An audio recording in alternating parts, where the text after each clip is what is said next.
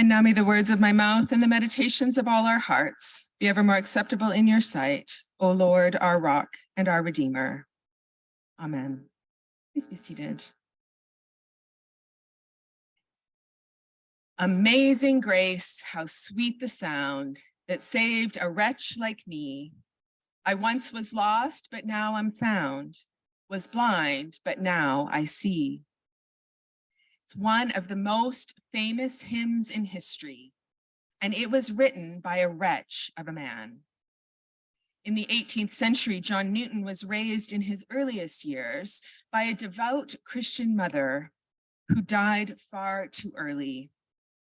He went to sea while he was still a boy to work on various ships, including merchant ships, naval vessels, and finally in the slave trade.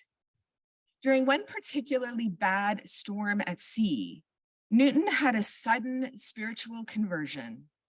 He turned to God in thankfulness for sparing his life. He had a change of heart. Changing his life, however, took longer.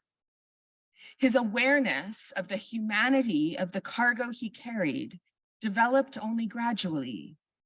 His understanding of the evilness of the slave trade grew slowly.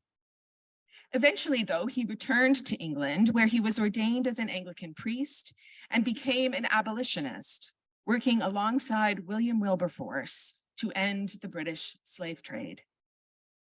As he reflected on God's work in his life, Newton wrote eloquently about his experience of grace amidst his wretchedness, never having forgotten the amazing moment of God's revelation and the first step in his conversion. I once was lost, but now am found, was blind, but now I see. Jesus sees. Today, Jesus sees a man blind from birth. The disciples see sin, but Jesus disavows any connection between the man's blindness and wrongdoing. Instead, Jesus heals the man with mud and a command to wash. Recreation and baptism do the trick, and the man finds himself able to see.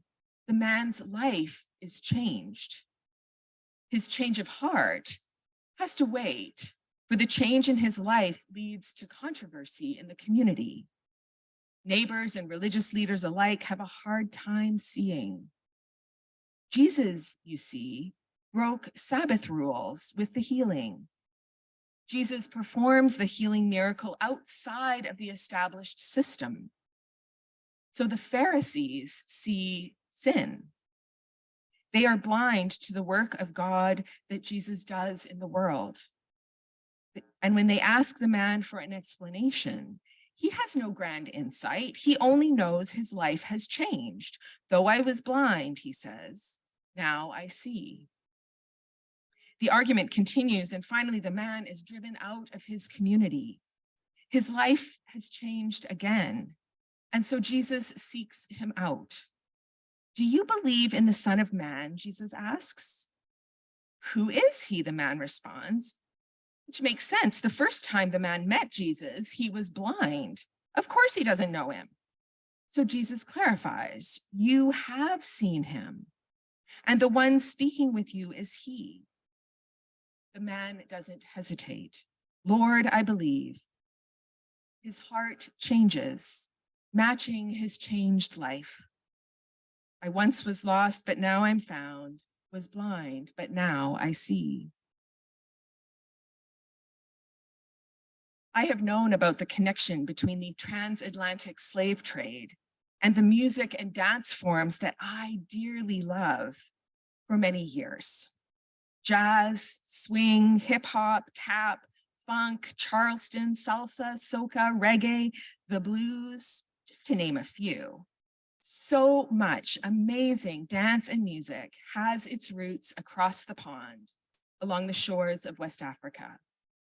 In North and South America, the cultures of Western Africa mixed with the whole gamut of European and indigenous cultures through the horrors of the slave trade.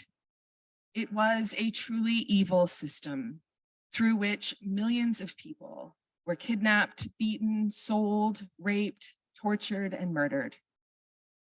Its impact continues to ripple through the world in all kinds of ways, including in the arts. I've learned it physically through the dance that developed along the way. And while I was taught to respect the African roots of jazz in all its forms, much has changed in the world in the decades since. Or so I realized recently as I have been taking swing dance classes. Twice in the past month or so, I felt compelled to speak up privately to my swing dance teachers when some of the history of the dances we're learning is mentioned without acknowledging the racial and cultural aspects. I must say, I've actually felt embarrassed both times for kind of saying anything. I don't want to be a jerk. I don't want to seem like I'm accusing anyone of anything. I'm really not. And I know that the history is troubled and that how we tell that history is racialized. Too many people paid too big a price for this great thing that I love to come to be. And that price was paid by people of color, brutally, for generations. And I benefit. I've known the history for some time, but I'm not sure I would have noticed the missing acknowledgement before the racial reckoning that exploded 3 years ago in the wake of George Floyd's murder. I certainly wouldn't have reacted as strongly as I have recently. It's not unlike our developing practice of acknowledging the land we're on and the troubled history of how we came to be here. But I've realized today that I'm glad that I'm so disturbed by it all. I'm grateful for anti-racism programs like the Diocesan Intersections course that offers us information and space to process what it all means. It is a privilege to be so uncomfortable. I pray that my heart and my life and those of us all will continue to be disturbed and changed so that we can all sing. I once was lost, but now I'm found, was blind, but now I see. The process of conversion happens through dramatic moments of startling revelation at sea, through miraculous healing, through lifetimes of learning and growth. We come to see all of a sudden and gradually over the course of many small insights. Our lives change and our hearts change. And if we're lucky, we know the fullness of spiritual conversion. It takes a lifetime, and still, we will always have blind spots. When John Newton reflected on that first moment, the beginning of his conversion, a moment whose date he celebrated every year, he wrote, "I cannot consider myself to have been a believer in the full sense of the word until a considerable time afterwards." It was only with a fuller view of the stages of his spiritual life that he was able to express the impact of God's healing work and gift us the song, "Amazing Grace, how sweet the sound that saved a wretch like me. I once was lost, but now am found, was blind, but now I see."